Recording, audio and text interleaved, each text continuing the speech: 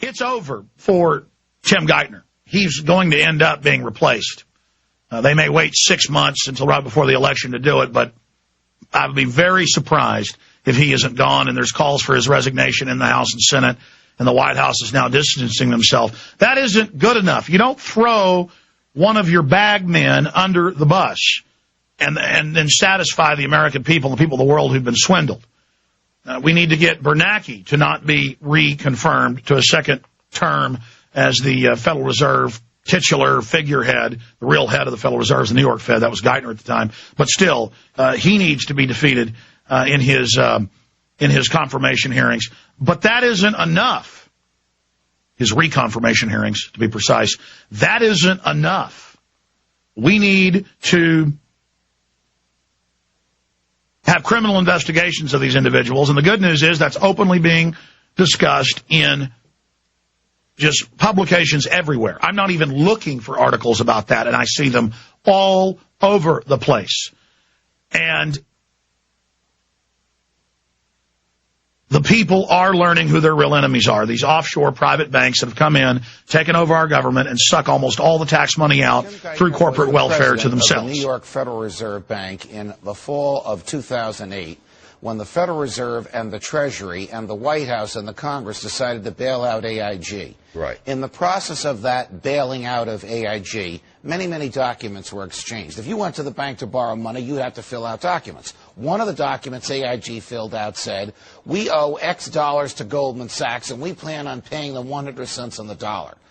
According to Bloomberg, emails that came out yesterday say that lawyers for the Federal Reserve Bank said, we were told to strike this from the form so that AIG would not reveal to the Treasury Department or to the public that this money was going to be paid to Goldman Sachs because that's a politically toxic issue. Goldman Sachs making a fortune, making 100 cents on the dollar with federal funds. Now, if you go to buy a $25 savings bond from the federal government and you falsify the document to acquire that bond, you can go to jail. That's right. If you borrow $185 billion from the government, like AIG did, and you falsify a document, even if the government told you to do so, the people involved can go to jail. According to Bloomberg, one of the people who told them to do so was the now Treasury Secretary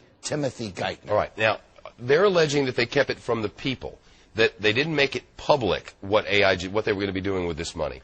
But is that to say that the government didn't know either? Good question. If they just kept that would be a key, wouldn't if it? they just kept it from the public, there is no crime. And Geithner may actually be commended for his political wisdom. If it was required to be reported in a document and not accurately reported, that would be the criminal event.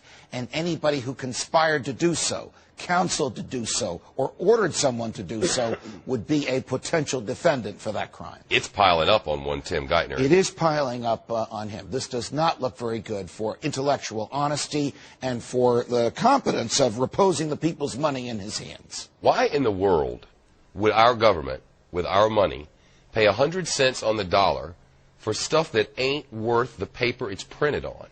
Why? We who watch this stuff for a living, you and I and our colleagues. I mean, here it's at clear Fox, that the banks run the country. The country doesn't run itself. The banks have tremendous influence in the Kidding. country. The government regulates the banks. They're in bed with each other. It's crazy. We did not know until after this deal was done that AIG had someone it owed money to, and it paid that someone 100 cents on the dollar. And that someone was the richest investment bank in the world, whose former chair was then the Treasury Secretary, Henry Paulson. The someone was Goldman Sachs. None of us knew that until after the $13 billion in federal funds had been paid to Goldman Sachs.